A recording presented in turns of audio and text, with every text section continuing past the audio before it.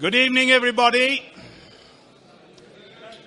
I suppose I should say good evening, gentlemen, and old boys from Schoolhouse. Welcome to the 96th High School Old Boys Dinner. It seems amazing that just a year ago we were gathered up there on the hill in Abernethy Hall, the final hurrah before they tore it down.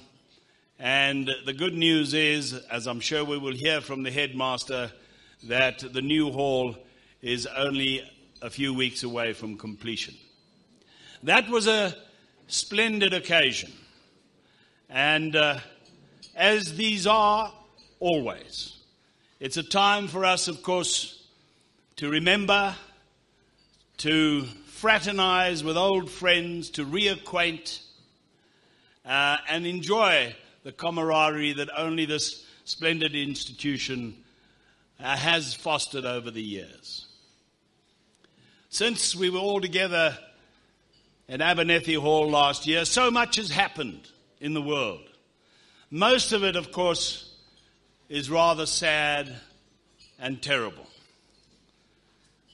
There have been all the natural disasters around the world. There's war and terror. And there's the politics that is painful.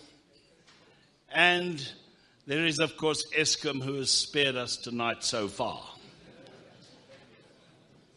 But through all the trials and tribulations, and many of us are sportsmen and sports-orientated, and we've had to be frustrated by the goings-on at the World Cup of Cricket, and that wasn't easy to live with, and all the controversy surrounding it. And we're not doing awfully well, mind you, in the Super Rugby either, and there's the World Cup to come later this year, and one shudders to think what might happen.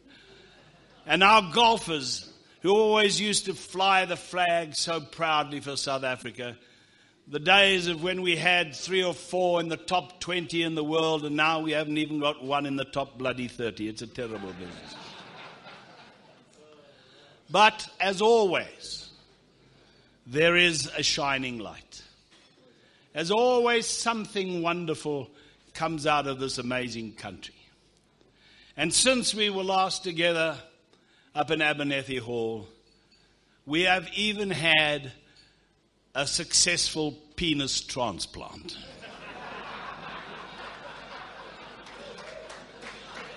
Now that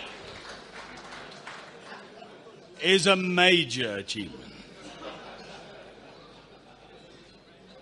And so many of my friends' eyes have lit up at the thought of what might happen in their lives going forward. In fact, Sausage Goldie, and the pun is intended, Sausage, having gone through terrible prostrate problems, is so ecstatic at his prospects of having a new sausage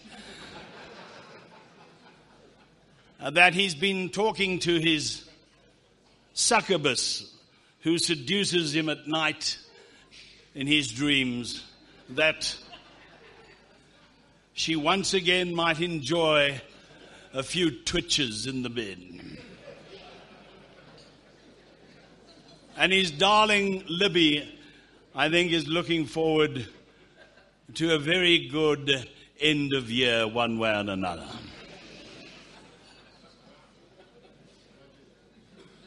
This evening, we have a lot of very distinguished people that have amazingly turned up. And as the evening drifts on, one will see more and more of them. But there are so many of the old familiar faces and some new faces, some that haven't been to dinners for ages. And it's wonderful that they have come down to join us. I'd like to introduce you, as we always do, to the main table, and I'll start away on the left of me, on that end, and Marius van Staden is there, who is the chairman of our governing body.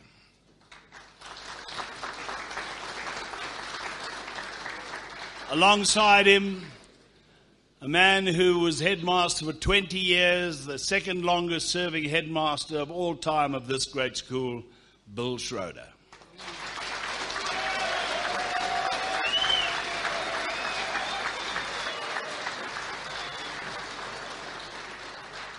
And what a fantastic job Bill has done in looking after and raising the funds to keep this great school going. And when you have to raise something, or the school budget is in the region of 80 million rand a year, then you know the hard work that he has had to put in. Well done, Bill.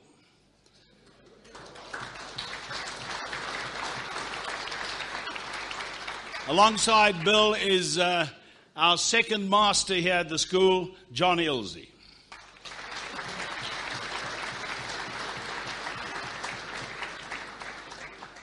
And then last year, up in Abernethy, we welcomed, after some time that we hadn't seen him, a man who was a pupil at the school and was the secretary of this school for donkey's years, and the contribution he made was quite unbelievable over all those years. And we welcome back Mr. Tony Wilkes.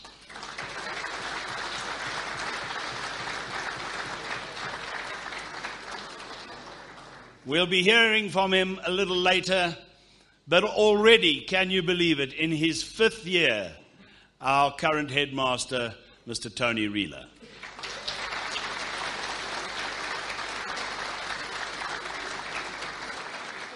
And alongside Tony is one of those extraordinary men who gets through so much. He is the chairman of the Old Boys Association, and Thomas Rundle continues to do a fantastic job.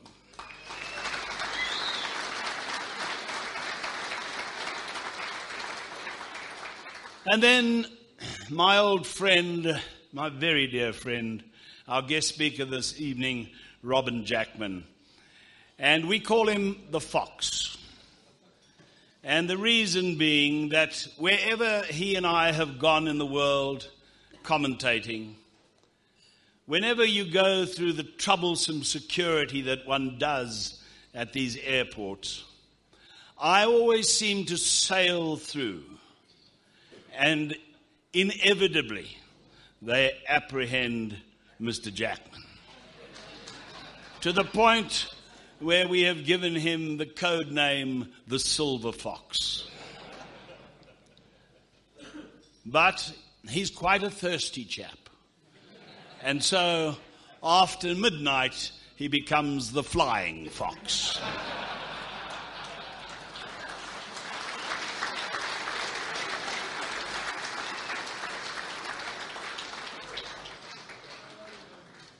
I'd like to now call on the chairman of the Pretoria High School Old Boys Club and the vice chairman of the association to say grace. This is an unusual procedure for him, Mr. James Lawrence.